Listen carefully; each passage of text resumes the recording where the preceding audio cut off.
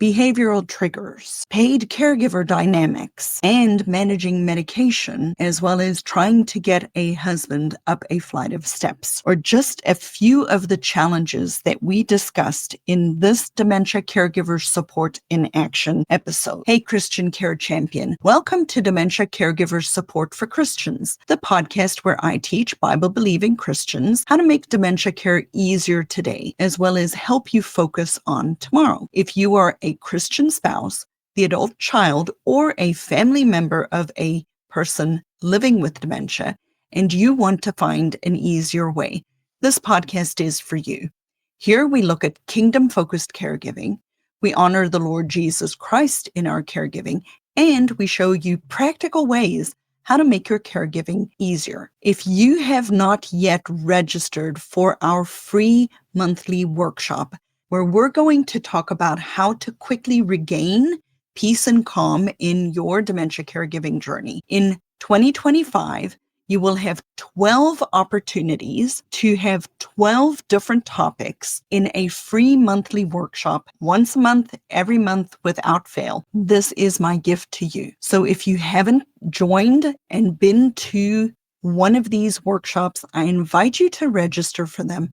They're about an hour to an hour and a half, and I promise you, they're extremely interactive, extremely entertaining. Well, sort of kind of entertaining. They're me. Can I say? The workshop is, I put a lot of thought and a lot of time into the workshop to help you, to support you, to give you tremendous value. And I do hope that I see you in the next workshop. So hop on, register, and let me see you in the next workshop. But let us go back to this next episode of Dementia Caregivers Support in Action. So tell me what's been going on. Well, so the highs are still pretty high, but the lows are getting lower. The extremes are broadening there. And after coming back from Greece, he had some behavioral outbursts in closer succession, to the point that the service provider through home community care is kind of the offshoot of our health, our universal health system, where they help coordinate for our paid for caregiving. Mm-hmm. The service provider is an independent company. They work together. I have my advocate at home community care, but the service provider obviously is there to provide care and protect their employees. Mm-hmm. All understood and everything like that. So I lost a few people who were coming into the home regularly through outbursts. The first one was a gentleman. He was coming somewhat regularly. And there was a bit of a fiasco in the sense that he told me that Colin hit him, but I didn't hear a commotion. I didn't observe it or anyway. And it took him a week to report it to his employer. So I found it disingenuous in the sense that if it really was something, he was supposed to report it right away. Mm-hmm. That's his duty. Even so, they cut Colin off for a week or two until we could, have our meetings and go through that. And then I spoke to the coordinators higher up, and they were all very company told the line, and we're not sending somebody back in until you do XYZ. I did XYZ. They brought people back. And then Colin had another outburst, what I described to you, where he punched the girl who, suffers from the migraines. And she didn't give him she didn't follow the care plan. The one thing that went wrong on that day is that we saw he was in a bad mood. We had a difficult time getting him down the stairs. I had to go take a meeting. I said to her, give him his protein drink. And she went to give it to him right away instead of letting him decompress. And so I heard the commotion. I had to leave my meeting right as soon as I got on the meeting. I had to leave it, come down, found her composing herself. She wasn't hurt or anything like that. But sure enough, obviously, I expected got a call, and apparently she went off on workman's comp. And I was like, okay. Kind of thing. Because she says, my migraine is getting worse. And she says she wanted to leave. And I had a conversation with her. I said, do you want to come back? I knew her well enough to ask her. I said, are you comfortable, or do you want to come back? And I guess she went away for a few days, or when she told the employer what happened, they either told her you can't go back, or she decided she didn't want to come back. Mm-hmm. So again, Colin's care has been on hold now for the last 2 weeks. I've had some private care brought in, and Colin had a small outburst with the first girl who came, so she didn't want to come back. It wasn't serious, but it was enough for her to say to herself she didn't want to do it. And so now I have somebody new for the last week and a half, and so far so good. I'm always there during the showering, the major hands-on care, the showering, the toileting, and getting dressed. I'm always there because those are the moments where he's most vulnerable and he has a high likelihood of acting out. And we've determined that he needs long breaks between certain, the showering activity, let him have a rest, 15 minutes, or whatever it is. Get him dressed, shave him, bring him downstairs, let him have a rest,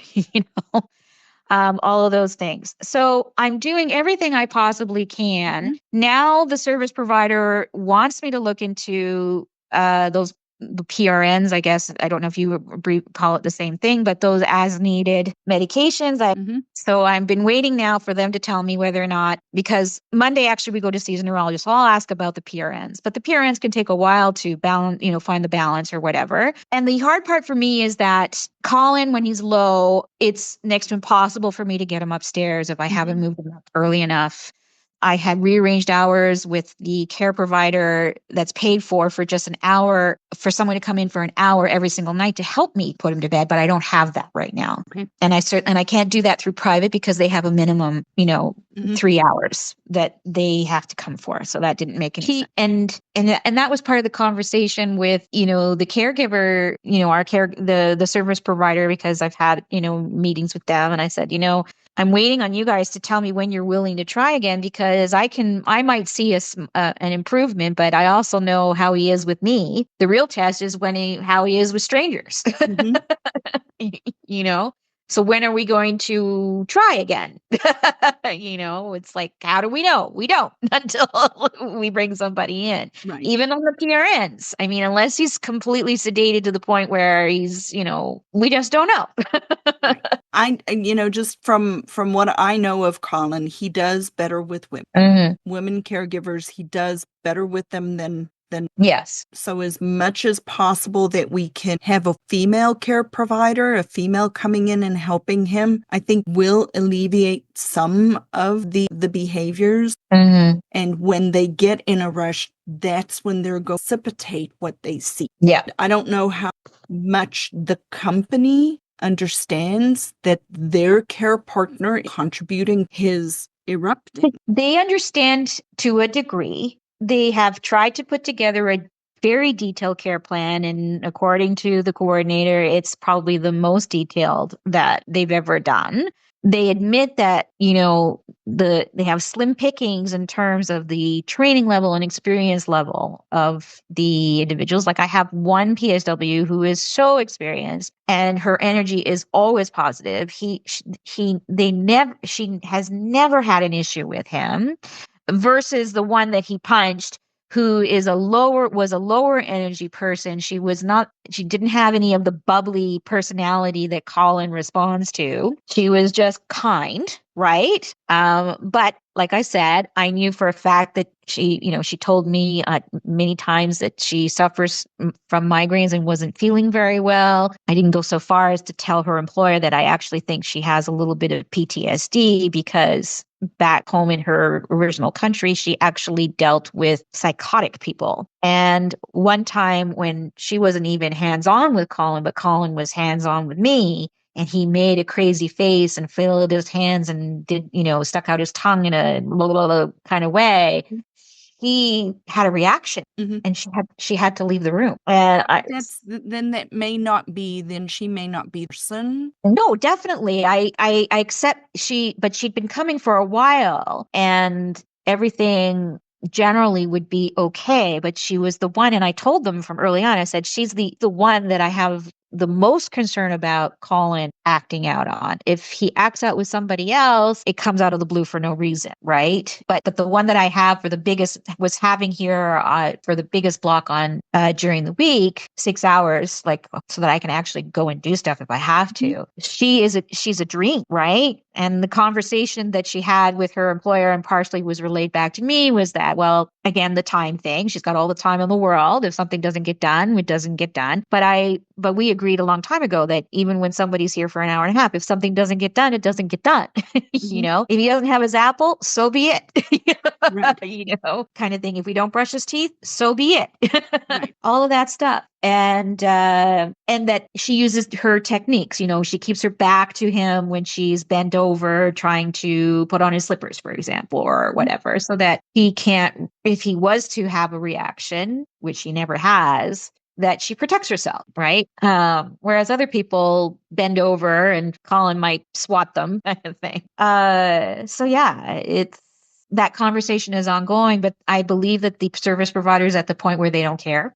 They just simply don't care because they believe Colin has become unpredictable. And I don't believe that. yeah, I don't believe that to be true either. I've seen too many people. There is a trigger. They're just not recognizing what that trigger is. It's either something in the environment is going on, the TV's on in the background, they rushing him, their emoji, something is called, or it's been too much back to back to back to back. Yeah. It's not unpredictable. They're just not putting it together. Yeah. But medication for him to keep him home, I don't want you to be afraid of that. If that's what. Yeah. No, I told them I was open to that. I just said if I told them if it reduced his quality of life, then I would have a problem, So that conversation is going to happen either way with the neurologist on Monday to find out what the options are and see how he tolerates it. But but if the service provider says, well, you have to give it to him no matter what before one of our employees come in, that kind of would set me off. Sure. But I want you to also consider that if you do not have the service provider at home, ultimately, you wouldn't be able, right. And then he would end up in a long-term care facility. Quality of his life is going to. So she to just balance the pros and the cons of the two. No, I don't want him snookered on medication, not at all, for sure. But if we can find the lowest dose ever to keep him a little more levels so that they feel, so that you can continue this good. Abe, I think that's something that you really consider. Right. I know it's not a great answer. No, it just helps to talk about it either way. Is that because it's it gets me out of my head. Yeah, no, I get it. I totally get it. I totally get it. But you're doing such a good job. I know it doesn't always feel that. Oh, yeah. But I know that you are. He is extremely, so are you. Thank you. I appreciate that. Thank you. Any other quick questions? No. It helped to talk.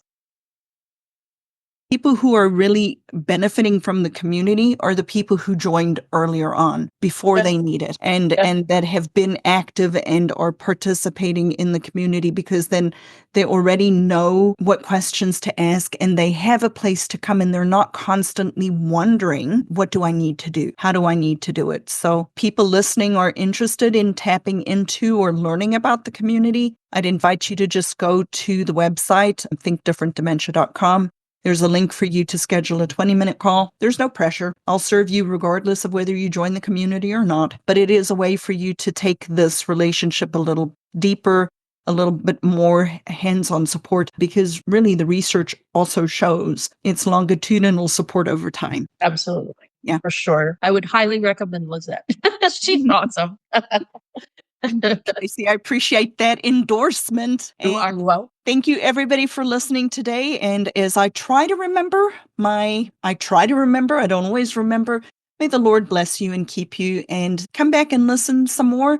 I'm hoping to do more of these coaching style episodes. So come back in and check us out. And thank you for being here today.